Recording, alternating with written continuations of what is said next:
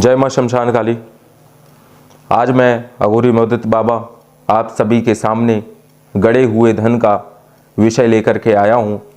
आखिर इस पृथ्वी में जो प्राचीन काल में हमारे काफ़ी पूर्वजों ने ज़मीन के अंदर गड़ा हुआ खजाना दबाया हुआ है, अगर आपके घर में भी वह है तो आप उसको कैसे देख सकते हैं, कैसे उसको प्राप्त कर सकते हैं।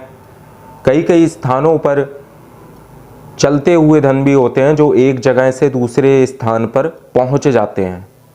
तो ऐसे धन क्या होते हैं, उसके ऊपर किसी न किसी की चौकी बैठाई होती है, कोई शक्ति होती है।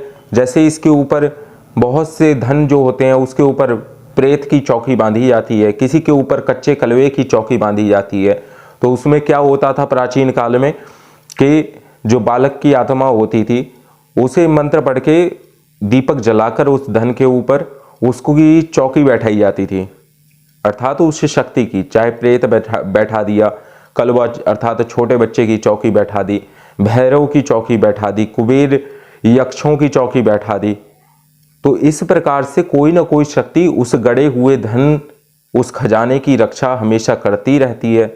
या वह गड़ा हुआ धन जिसका था, कभी कभी ऐसा होता है कुछ धन जो है पितरों के भी होते हैं, तो पूर्वज स्वयं ही उस पर नाग के रूप में, सर्प के रूप में बैठा होता है। और पाताल लोक में नाग जो होते हैं वह भी धन की रक्षा करते हैं।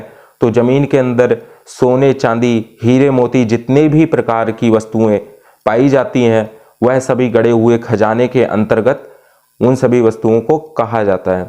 तो ये खजाना आखिरकार किसके अंतर्गत होता है, किस देवता का आधिपत्य इस पर होता है? तो खजाने का अधिष्ठात्री वह देवता जो है वह तो कुबेर है, और जो माता लक्ष्मी है वह धन की देवी कही गई हैं।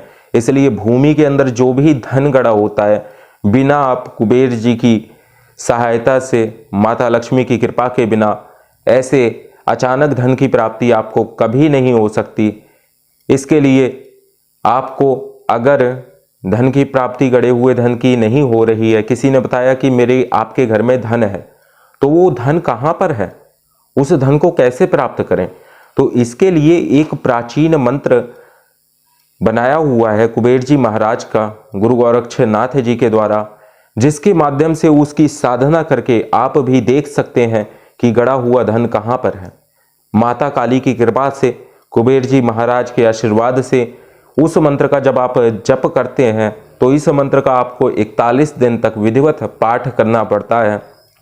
और इसमें कुबेर यंत्र की स्थापना करके साथ ही साथ में कुबेर माला से इस मंत्र का जब आप जप करते हैं तो आपको स्वप्न के माध्यम से, अथवा किसी मतलब कि वह स्वप्न नहीं होता, वह शक्ति स्वयं कुबेर जी महाराज और माता काली जो है आपको दिखाती है कि आपके घर में अथवा घर के आसपास या गांव में जहां भी आप उससे प्रश्न करके पूछेंगे तो वह आपको स्वप्न के माध्यम से दिखा देगी कि खजाना कहां पर गड़ा हुआ है, भूमि में धन कहां छिपा हुआ है, और उस खजाने को कैसे प्राप्त किया जा सकता है, कब प्राप्त किया जा सकता है। क्योंकि विभिन्न खजाने जो कि उनका एक अपना समय निर्धारित है। जैसे कोई व्यक्ति है, अब उसके घर में धन तो गड़ा हुआ है, लेकिन जब तक मायावी ग्रह राहु की कृपा या राहु का ऐसा कोई राजयोग, विपरीत राजयोग उसके जीवन में नहीं आता, दशा अंतरदशा में राहु नहीं आता, तब तक ऐसे खजाने मिलना बहुत ही मुश्किल होता है। जब वह दशा में आता है और तो वह देवीय कृपा है, जिसको कहते हैं अष्टम भाव। अष्टम भाव यानी कि अचानक धन की प्राप्ति। अगर आपका अष्टम भाव जागृत हो गया और अष्टम भाव का स्वामी की दशा या अंतरदशा के अंतर्गत आता है और उसका संबंध लाभ भाव अर्थात एकादश भाव से बनता है, द्वितीय भाव से बनता है, तो 2, 8 और 11 इन भावों से अगर संबंध बनता है तो आपको गड़ा हुआ धन और अकस्मात धन, आकस्मिक धन अवश्य प्राप्त होता है। और ऐसे ही हस्त रेखाओं में भी गड़े हुए धन की प्राप्ति के कई योग होते हैं, लेकिन जितने भी योग होते हैं वह सभी इन्हीं 3 भाव, द्वितीय, अष्टम और एकादश भाव के बराबर अगर ये दशा अंतरदशा में आ जाते हैं अथवा गोचर में आ जाते हैं एक साथ, तो यह आपके जीवन में राजयोग का निर्माण करते हैं। और इससे भी पहले अगर आप उसको प्राप्त करना चाहते हैं तो आपको कुबेर जी महाराज की उपासना अवश्य करनी चाहिए, जिससे कुबेर जी और काली माँ की कृपा से आपको जमीन के अंदर जो भी धन है उसको कैसे प्राप्त किया जाए, वह कहाँ पर है, यह सभी बातें स्पष्ट रूप से आपको बता दी जाती है स्वप्न के माध्यम से। हालांकि वह स्वप्न जैसा प्रतीत होता है, लेकिन वह अवचेतन अवस्था में, चाहे आप मंत्र जाप करते हुए आपको नींद आ जाए, उसी में आपको कोई आवाज़ सुनाई दे जाए, तो ये अवचेतन अवस्था में आपको दिखा दिया जाता है, बता दिया जाता है। जब साधक के अंदर चलते फिरते, उठते बैठते अवचेतन मन जागृत हो जाता है, चैतन्य अवस्था में आ जाता है, तो ऐसे भी उसको चलते फिरते भी ऐसे पता चल जाएगा कि यहाँ पर भूमि के अंदर दबा हुआ धन है। तो ऐसा कैसे होगा? बिना कुबेर जी महाराज, माता काली और लक्ष्मी की कृपा के बिना यह बिल्कुल असंभव है। यह साधना जिस किसी व्यक्ति को करना है वह मुझसे संपर्क कर सकते हैं और उनको यंत्र और संबंधित इसकी कुबेर माला, साथ ही साथ में मंत्र की विधि बताई जाएगी। यहाँ पर एक लाइन मैं मंत्र की बता देता हूँ। सतनाम आदेश गुरुजी का। ओम गुरुजी, यक्ष का भंडार, कुबेर का भंडार, हीरे मोती माणिक, सोने चांदी सिक्के, इसी प्रकार से ये आगे भी मंत्र है, लेकिन यहाँ पूरा मंत्र मैं नहीं बताऊंगा।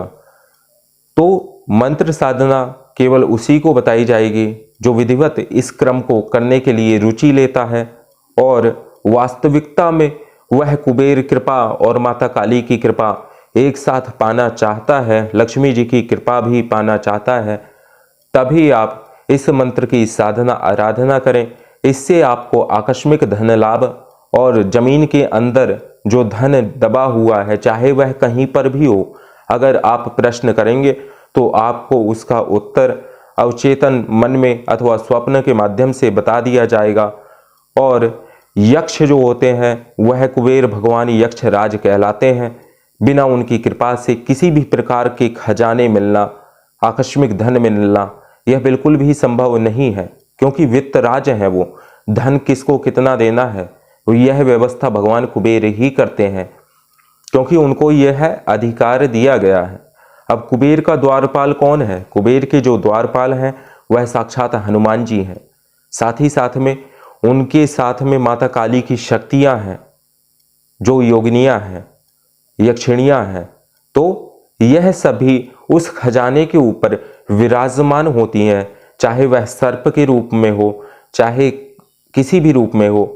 अगर वह, जैसे मैंने आपको बताया, कुछ खजाने पितरों के होते हैं, तो पितरों के भी खजाने पर कुबेर का ही अधिकार होता है। जब तक उनकी कृपा नहीं होगी आप पितर का दबाया हुआ खजाना भी प्राप्त नहीं कर सकते। इसलिए आप यह साधना अवश्य करें। आप आसानी से उस धन के ऊपर जो भी शक्तियां होंगी वह स्वयं उसको हटाने का मार्ग भी इसी मंत्र के माध्यम से देवी कृपा और कुबेर जी महाराज की कृपा से आपको बता दिया जाएगा स्वप्न के माध्यम से, और आप उस भूमिगत धन को निकाल सकते हैं और उसका लाभ प्राप्त कर सकते हैं। आज के लिए बस इतना ही। कल हम आपको किसी अन्य विषय पर बताएंगे। जय मां शमशान काली।